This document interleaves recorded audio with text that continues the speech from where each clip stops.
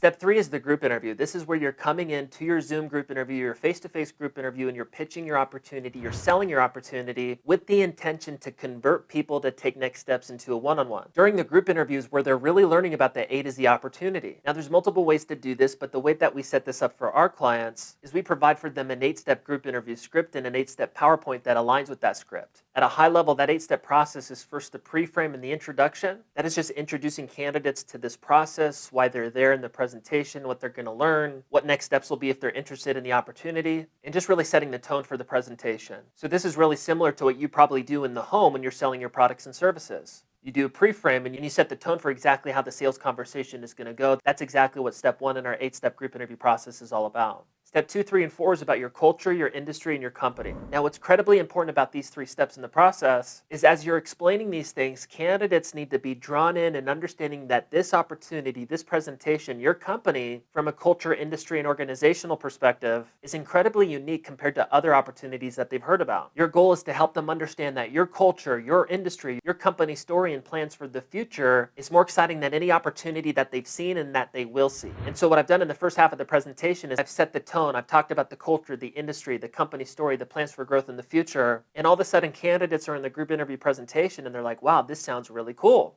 Now, steps 5 and 6 is where you start to get into the unsexy aspects of your opportunity. This for you is the commission-based aspect of your opportunity, how they're self-generating leads on the doors, how maybe they're not going to make money for 30 to 90 days if you're in something like home improvement sales. This is ultimately where that information starts to come. And that's why the first half of the presentation is so important. They need to be bought into the opportunity, the culture, the industry, your company, before you start to present these unsexy aspects of your opportunities, so it's not really a big deal by them. And to help you understand a little bit more about these 2 steps in steps 5 and 6, is step 5 is about the sales position, and step 6 is something we call the sacrifice. So in step 5, you're giving them a high-level understanding of your A to Z sales process, not like the sales tech and the scripting and those kind of things, but at a high level what you do in the field. On top of that, you're helping them understand within your 1 to 2, 3 positions what the income ranges are. So as an example, if I'm that Salt Lake City solar company and I'm just hiring into one sales position, which is a door-to-door sales position, a solar sales consultant position, then I'll help them understand that the average Joe's going to make 75K plus, that the top 20 percenters are going to make 125K plus, and the top 5 to 10 percenters are going to make 175K plus, or whatever your numbers are based on your commission-based compensation plan.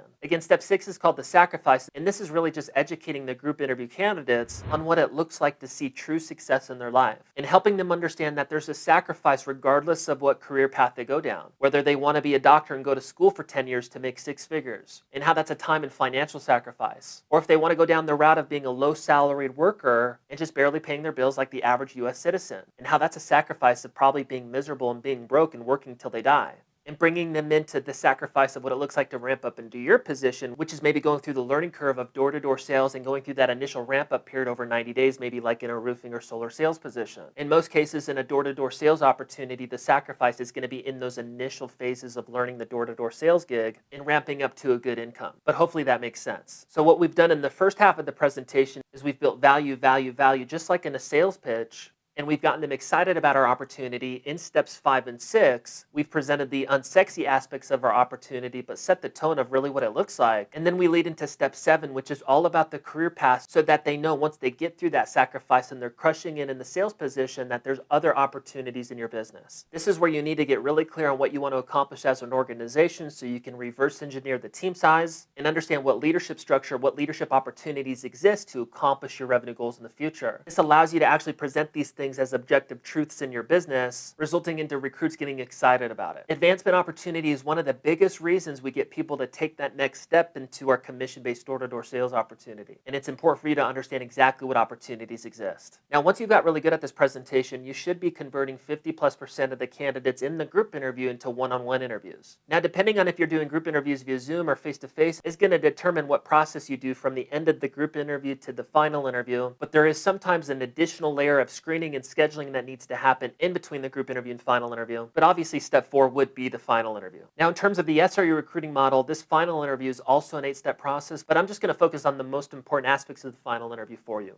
The first thing you need to understand is in the group interview was just you pitching the opportunity. And this is kind of us selfishly in an efficient way trying to screen through the volume so we can cycle through hundreds of people quickly in the recruiting process and end up in one-on-ones quickly with the right people. And you need to come into the one-on-one interview understanding that the group interview process wasn't isn't very personal, and that the one-on-one interview is all about the recruit. And so one of the things that we do is we do a deep dive into the candidate. And we want to understand what they already like about our opportunity based on the group interview presentation. We want to figure out what's been missing from past opportunities to put them into a place to now be looking for new opportunities. And we want to clearly understand their personal, professional, financial goals. And when we understand what they already like about us based on the group interview, what's been missing from past opportunities and what their personal, professional, and financial goals are, we can present our opportunity in a way that helps them understand that the things that they like about us are absolutely going to be things that benefit them. What they were missing from past opportunities is something that they will not miss here, and how their personal, professional, financial goals are absolutely going to be accomplished here if they do X, Y, and Z.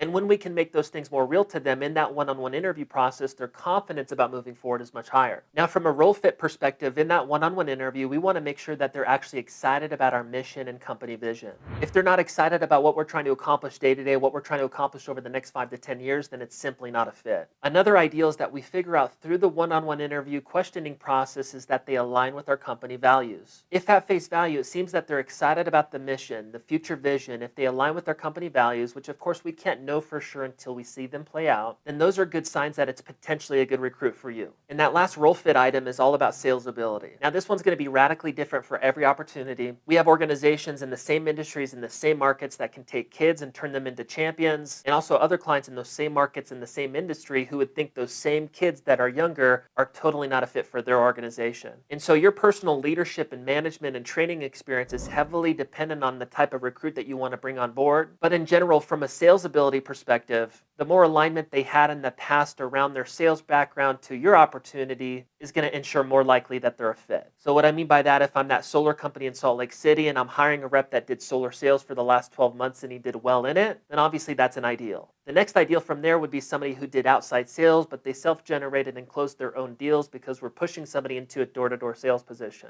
From there would be an outside salesperson who just was a closer, or an inside sales rep who's self-generated and closed their own deals before, going all the way down to the most entry-level type of person who hasn't even done sales before. And again, your ability to onboard, manage, and lead people is going to be highly dependent on the type of recruit you bring on board. And if you're really not sure where to start based on that information, you can just assume a minimum of 1 year sales experience, regardless if it's inside or outside sales, and they align with the company mission, vision, and values. After you start to scale the sales team and figure out who works within your business, you can start to increase the screening requirements later. But it's in step 3 and 4, the group interview and the final interview, where you start to funnel into that middle 30% that we talked about earlier, allowing you to bring on that average Joe that will be that type of person who can show up with a good attitude and follow instructions and do the work. Now, with that said, of course, you're going to hire people that fit into that 60%, and your retention rates are never going to be perfect, but those people will just naturally cycle out in the first 1 to 4 weeks as you bring them on board. But through the volume of onboards, you find those average Joes that show up with a good attitude, do the work, they produce, they make good money, scale revenue for the company, and all of a sudden you're in a position where you can predictably recruit and retain door-to-door sales reps. Now, assuming you actually implement that 4-step recruiting process and get great at it over time, one of the next challenges that you'll run into is actually the onboarding, management, and training aspect of building your organization. And there's a lot to learn about those topics, but if you'd like more free training from us around recruiting, managing, onboarding, training sales reps, and so much more, get our free course at salesrecruiter.com/course, and we'll look forward to seeing you inside. Thank you so much.